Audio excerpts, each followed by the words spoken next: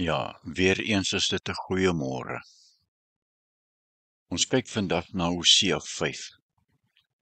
Hosea 5 vers 1 en 2. Eers 'n kort verduideliking voordat ons Hosea 5 lees. Hierdie vers uit Hosea verwys na die kwessie wat die nasie Israel gedurende die tyd van die profeet Hosea en wat hy ondervind het.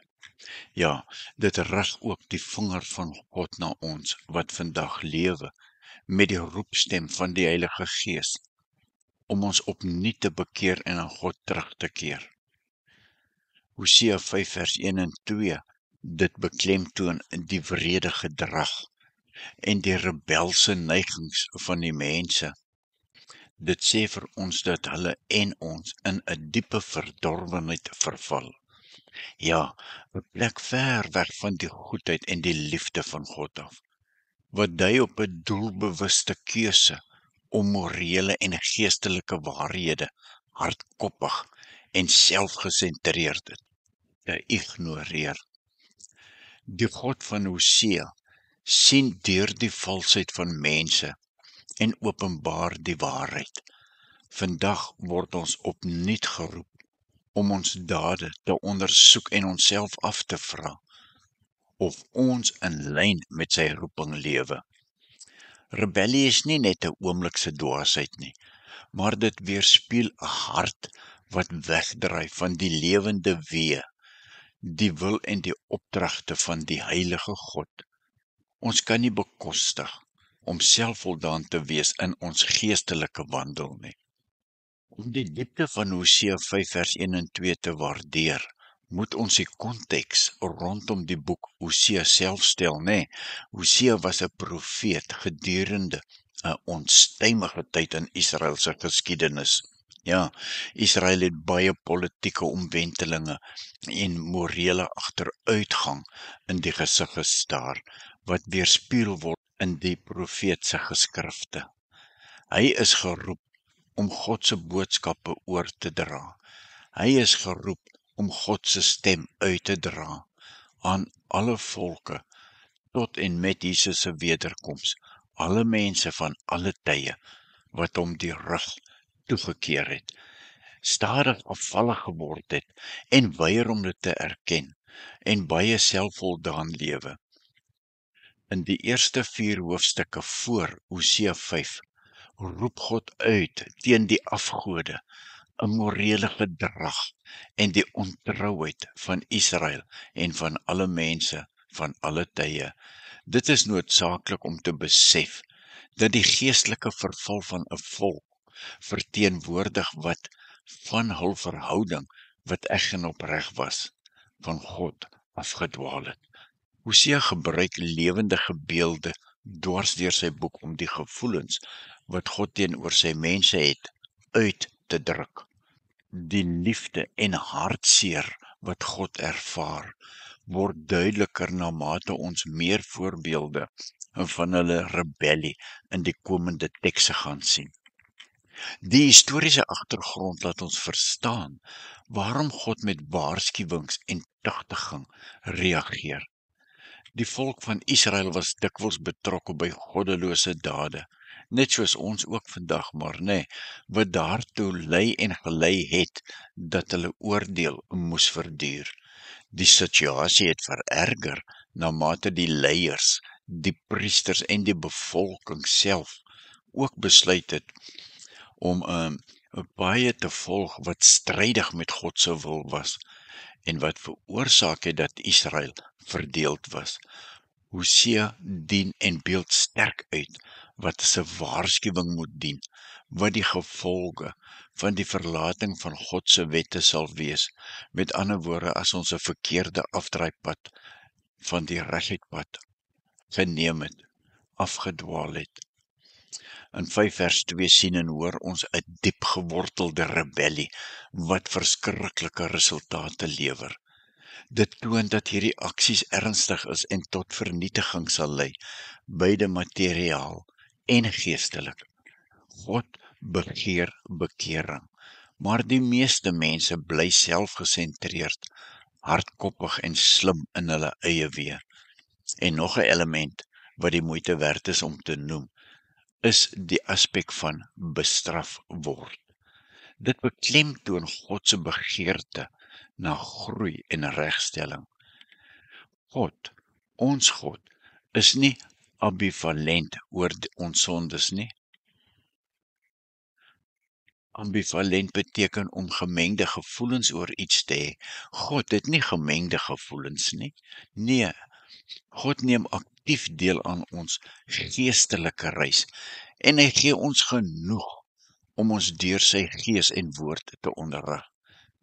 Dit is nie 'n straf nie, maar 'n liefdevolle soeke om ons terug te bring na 'n regverdige pad. Hierdie vers 2 in Hosea 5 word dus 'n spieël van ons lewens, wat ons toelaat om ons verhouding met God te ondersoek. Bygesê as iemand God hoor ag is homself. Is ons oplettend vir sy waarskuwings? Herken ons rebelse neigings? Herken ons eie foute? Elke keer as ons van God se leringe afwyk, dan lei ons 'n vorm van slagting, net soos God se volk Israel, in ons eie lewens, wat lei tot verskeie vorme van verliese, hartseer en pyn, of dit nou verhoudings, finansiëel of selfs geestelik is. Maar 'n les om uit Hosea 5 vers 1 en 2 te leer, is dit: God se geduld is onbeperk. Ja, en een merkwaardige les uit Hosea 5 vers 1 en 2 wat ons geleer word, is God se onwrikbare geduld, nee.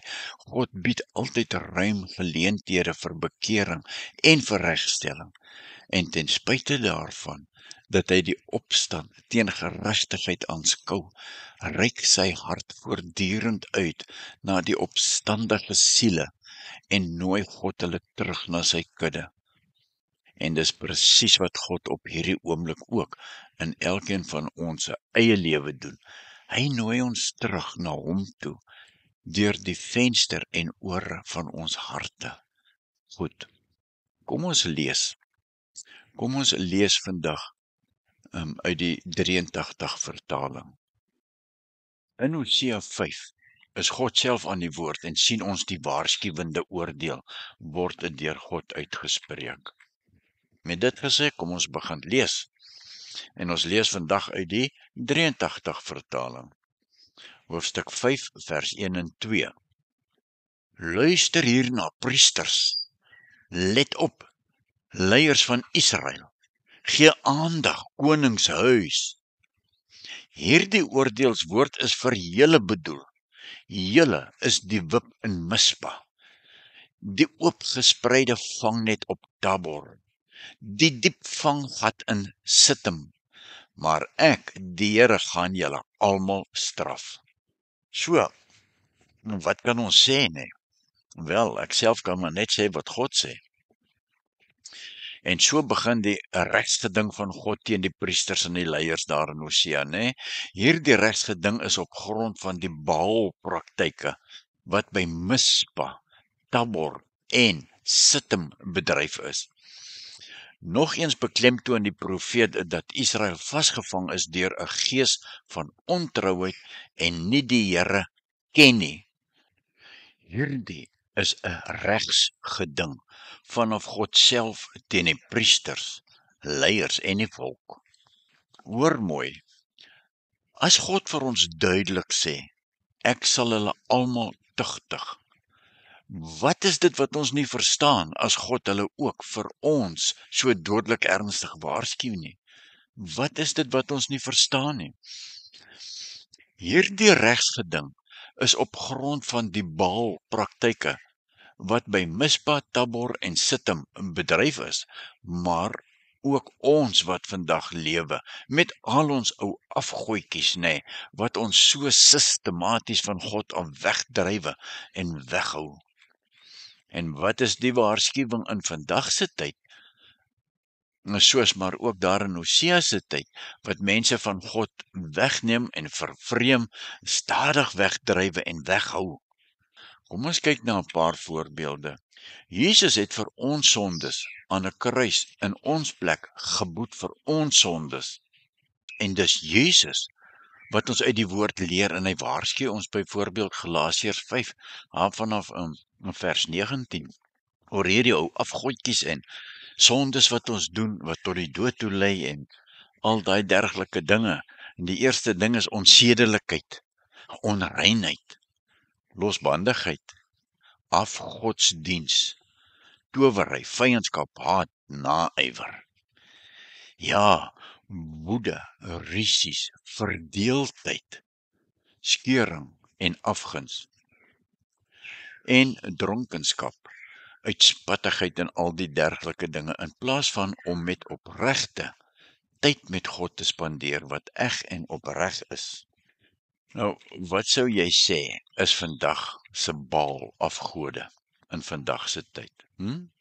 Selfone, TV's, sport, laksheid, geweteonderdrukkers, selfgesentreerdheid, leuns, skynheiligheid, mammon, hoerery, om deur selfregverdiging die kruis van Jesus te verwerp. Hierdie lucky charms of dream catchers of ongeloof. Ja, geeste oproep, onreg, voorgee hulle dien God, haat, onvergewensgesindheid, kinderstories, liefdeloosheid, losbandig lewe, uitlokkende klere drag. Dis die dinge wat God in vers 1 en 2 bedoel as hy sê, 'n vangnet wat uitgesprei is op Tabor, maar ek, die Here, sal hulle almal tugtig, sê die Here. Nou sit vers 3 tot 9. Vers 3, die Here sê, ek ken Efraim, en ek weet wat in Israel aangaan. Omdat jy jou nou aan hoerery oorgegee het, Efraim, is Israel verontreinig. Vers 4, hulle dade maak dit vir hulle onmoontlik om na hulle God toe terug te keer. Kan jy dit hoor? Hulle dade maak dit vir hulle onmoontlik om na hulle God toe terug te keer, want 'n hoergees het by hulle pos gevat en hulle is nie meer aan die Here toegewy nie. Ja, die Here sê, ek weet alles van julle af. Ek weet alles van jou af. Niks is vir my verborge nie. En dan sê hy, en jy, Efraim, jy het nou prostitusie aangepak. En Israel is nou ook saam met jou korrup. Deur julle dade sal ek, die Here, julle nie toelaat om na my, julle ware God, terug te keer, terwyl die gees van prostitusie julle oorheers nie. Ja, julle arrogansie getuig teen julle. Julle sal wel weer na my, die Here, soek. Maar julle sal my nie vind nie, want ek, die Here, onttrek my van julle. Sjoe, vers 5 tot 7. Israel se hoogmoed getuig teen hom. En Israel en Efraim sal saam tot 'n val kom oor hulle sonde. Selfs Juda het saam met hulle tot 'n val gekom. Vers 6, met offers van kleinvee en beeste sal hulle na die wil van die Here kom vra, maar hulle sal nie antwoord kry nie. Hoekom nie? Omdat hy, God, hom aan hulle onttrek het. Ja, vers 7, hulle was ontrou aan die Here, want hulle het buite-egtelike kinders verwek. Hy gaan hulle binnekort vernietig. Binne 'n maand, sê die Here, gaan hy hulle gesaaides verwoes. Ja, en ons Christene vandag, ons moet waak, nee. Ons moet werklik wakker word. Ons moet luister wat ons God vir ons sê. Vers 8 tot 9. Blaas die ramshoring in Gibea, blaas die trompet in Rama, maak alarm in Bet-Aven. Benjamin is agter jou, Efraim. Jy gaan verwoes word op die dag van afrekening. Ek maak dit aan die stamme van Israel bekend, wat beslis gaan gebeur. Ja, daar is vir elke mens 'n afrekeningstyd oor hulle ontrou aan die Here, en dit sal beslis plaasvind. So waarsku Hosea die stamme van Israel, 'n verwysing na die ou verbondsvolk. Daarmee herinner hy hulle dat die Noordryk en die Suidryk in wese een is. Hulle behoort nie met mekaar oorlog te maak nie. Vers 10 tot 15. Die leiers van Juda het beslag gelê op Israel se grond. Daarom het my toorn hulle soos 'n vloedgolf getref. Juda se leiers is soos die wat grenspale verskuif. Ek sal my toorn oor hulle uitstort, sê die Here, en soos 'n vloedwater, sê die Here. Vers 11. Efraim is verdruk. Sy reg is hom ontneem, want hy het kant gekies vir iemand wat hom nie kon help nie. Efraim was mos vasbeslote om afgode na te jag, nê? Ek was vir Efraim soos 'n gewas en vir Juda soos beentering. Vers 13, toe Efraim agterkom dat hy siek is en Juda dat hy 'n sweer het Efraim gaan hulp soek by Assirië, nie by God nie, by Assirië, en 'n afvaardiging gestuur na koning Jareb toe. Maar hy kon julle nie gesond maak. Hy kon die sweer nie uitsny nie. Vers 14. Ek is soos 'n leeu teenoor Efraim, sê die Here, soos 'n roofdier teen Juda. Dit is ek wat verskeur in my koers gaan, wat wegdra sonder dat iemand dit kan keer. Soos 'n verskeurde roofdier, nê? Ja, soos 'n verskeurde roofdier sal die Here hom terugtrek uit sy woonplek sodat die volk nog 'n kans kan kry om hom te bekeer en sy skuld te bely. Die nood sal hulle dwing om die Here op die regte manier te soek. Tot sover vandag en ons sluit af. Die gevaar van afgoderry, nê? Afgoderry is nie net 'n aanbidding van fisiese afgode nie, maar dit kan ook gesien word in verkeerde prioriteite en lojaliteite.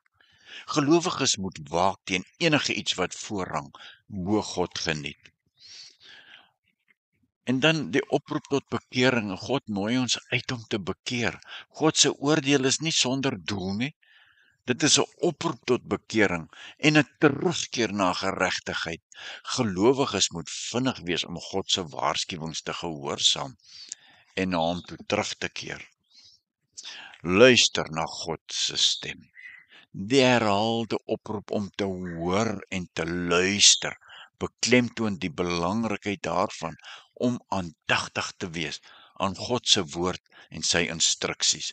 Gelowiges moet 'n hart kweek wat oop is vir God se leiding. Seën, vrede en genade vir jou geliefde kind van God onse Vader Jesus Christus en die Heilige Gees, wat jou opnuut nooi, kom terug na my toe. Amen.